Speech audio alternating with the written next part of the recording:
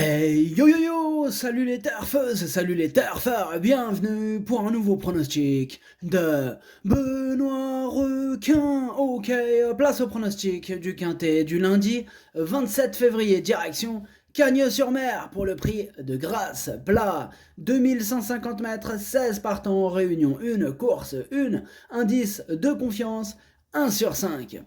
Petit retour sur le quintet du samedi 25 février, c'est le 14 qui a joué, les troubles fêtes, et cette vidéo du coup je la tourne avant l'arrivée du quintet de ce dimanche et je reviendrai dessus demain. Ok, c'est parti, on commence ce pronostic et on commence avec le numéro 1, Thunder Speed, et on n'aura pas les commentaires de l'entraîneur Christophe Ferland. En même temps là il y a le trio gagnant, hein. Il y a carrément le capitaine Yann Barbero, il y a Fabrice Vermeulen et Christophe Ferland, donc voilà. Autant vous dire qu'on n'aura pas les commentaires de pas mal de chevaux. Alors, ce numéro 1, moi je l'ai gardé assez haut, il me plaît bien, je l'ai gardé en quatrième position. Ce numéro 1 en japonais, Yomi. On enchaîne avec le numéro 2, Sweet Victory. Pareil, on n'aura pas les commentaires de l'entraîneur. En même temps, là, c'est carrément Yann Barbero, l'entraîneur, hein, le capitaine, hein, de la piraterie. Donc ce numéro 2, voilà, pas de commentaire. Donc lui aussi je l'ai gardé, mais plutôt en bout de combinaison. Donc ce numéro 2, ça donne non, ça donne Dokei. On passe au numéro 3, Interstellar, et on écoute Fabrice Véron. Interstellar est très bien sur la côte d'Azur, elle est restée en pleine forme depuis sa plus récente tentative. Là, cela se complique, hein, en montant de catégorie et en valeur, mais on espère qu'elle se comporte bien. S'il venait à pleuvoir, je pense que cela ne serait pas un désavantage. Eh bien, ce numéro 3, je l'ai gardé aussi, hein, sachez que c'est lui, le huitième de mon pronostic. Ce numéro 3, Hati. On enchaîne avec le numéro 4, Pique-Nique Royal, et on écoute Nicolas Perret. Pique-Nique Royal est performant de 2000 à 2500 mètres. Il sera très compétitif dans cette épreuve. En plus, la pluie est annoncée, ce qui ne va pas le déranger. Eh bien, ce numéro 4, c'est un regret. Ce quintet est ouvert, hein. Attention, ce numéro 4, c'est mon deuxième cheval de complément en cas de non partant. Possible cassage en vue, attention.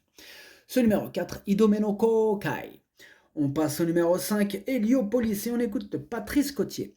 Heliopolis a trouvé sa voie dans cette catégorie, venant de bien courir à 2 reprises. Elle est restée très bien et performante de 2000 à 2500 mètres. S'il pleuvait, cela devrait l'arranger. J'en attends une bonne performance. Eh bien, ce numéro 5 me plaît beaucoup, il fait partie de mes préférés, je l'ai gardé très haut en troisième position. Ce numéro 5, Daisani. On enchaîne avec le numéro 6, Wood City. On n'aura pas les commentaires de l'entraîneur, hein, c'est Fabrice Vermeulen, hein, il est parti pêcher, amuse-toi bien. Ce numéro 6, je l'ai gardé en bout de combinaison. Ce numéro 6, Nanaï. On passe au numéro 7, Électron Libre, et on écoute Christophe Escuder. Électron Libre a besoin de la pluie. Il a plu quelques gouttes, mais pour qu'il puisse avoir une vraie chance, hein, il faut qu'il pleuve vraiment à Cagnes. Le cheval est très bien et court toujours très bien, mais il lui manque son terrain pour faire la différence. Ce numéro 7, je ne l'ai pas retenu, mais il est en plein milieu de ma petite liste des possibles troubles faits, méfiance. Ce numéro 7, Kiken. On passe au numéro 8, Duck of Conqueror, et on écoute Nicolas Gilbert.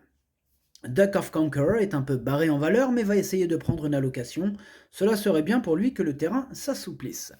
Eh bien, ce numéro 8 non plus, je ne l'ai pas retenu, mais il est à l'arrière de ma petite liste des possibles troubles faits, méfiance aussi. Ce numéro 8, Kiken. On passe au numéro 9, Concerto, et on écoute Philippe Sogorbe. Concerto s'est bien remis d'un petit ennui de santé, il est tout neuf, ses 2 sorties de l'année sont très bonnes, c'est un cheval au physique impressionnant qui a besoin de compétition. Là, il se remet en route. Je crains juste qu'il soit encore un peu tendre, mais il est compétitif à la valeur qui est la sienne. Eh bien, ce numéro 9, c'est lui mon gros regret, c'est mon cheval de complément en cas de non partant, possible cassage en vue, attention. Ce numéro 9, Kokai. On passe au numéro 10, le petit prince a dit. On n'aura pas les commentaires de l'entraîneur, c'est Christophe Ferland, l'entraîneur. Il est parti avec toute l'équipe, hein, Yann Barbero, Fabrice Vermeulen, amusez-vous bien. Alors, ce numéro 10 me plaît beaucoup, il fait partie de mes préférés, je l'ai gardé en deuxième position. Ce numéro 10, Watashi no Nibame no Okiniri. On enchaîne avec le numéro 11, Craps, et on écoute Miroslav Rulek. Craps a très bien couru en dernier lieu, je pense qu'il a progressé sur cette sortie. Tout est en ordre au travail, il aime la piste et le terrain souple, il est toujours sur place, il a le potentiel pour s'imposer dans cette catégorie. Ce numéro 11, c'est mon préféré, je l'ai installé en tête. Ce numéro 11, Okiniri. On passe au numéro 12, la Mandola, et on écoute Didier Prodhomme. La Mandola a réalisé de belles valeurs à 3 ans. Lors de ses dernières courses, elle en a fait beaucoup trop. Le matin, on lui a mis les bouchons et le bonnet, et elle est beaucoup plus calme. J'espère que cela sera aussi le cas l'après-midi. De la pluie l'avantagerait. Elle est bien le matin et devrait bien se comporter, mais il ne faut pas perdre de vue que c'est une pouliche de 4 ans face aux vieux. Eh bien, ce numéro 12, je ne l'ai pas retenu, mais c'est lui, le chef, le capitaine de ma petite liste des casseurs de tickets repérés. Attention à ce 12. Ce numéro 12, ça donne Kiken. On passe au numéro 13, Bazok, et on écoute Johan Bonnefoy. Bazok est bien, on le raccourcit un peu, du coup on va lui mettre une petite paire d'Australiennes pour la motiver. Elle fait aussi bien le gazon que la PSF, même si le terrain est un petit peu souple. À elle de nous montrer qu'elle est aussi bien le matin que l'après-midi. Eh bien moi ce numéro 13 il me plaît bien, je l'ai gardé en 5e position. Ce numéro 13, Doi. On enchaîne avec le numéro 14, Mad Whip, et on écoute Hugo Boutin. Je n'ai été associé qu'une seule fois à Mad Whip, et cela s'est soldé par un succès.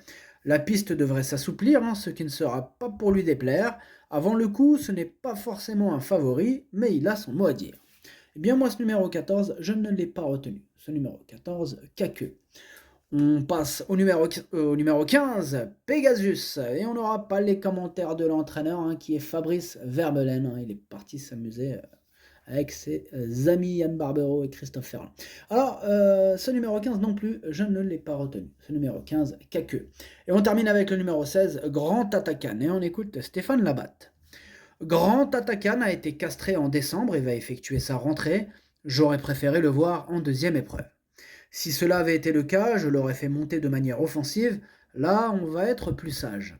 Il peut bien courir sur la fraîcheur et son petit pot peut l'aider, mais il est difficile de le voir terminer dans les 4 premiers. Ce numéro 16, non plus, je ne l'ai pas retenu. Ce numéro 16, Caqueux. Le pronostic, ça donne 11, 10, 5, As, 13, 2, 6. Merci d'avoir suivi cette vidéo. N'hésitez pas à mettre un pouce bleu si la vidéo vous a plu. Vous aidez ainsi grandement la chaîne. Pour accéder à tous mes tickets pour la course du Quintet, rendez-vous directement en description de la vidéo. À jouer avec modération. Bonne chance. Chopez-le-moi. Ciao.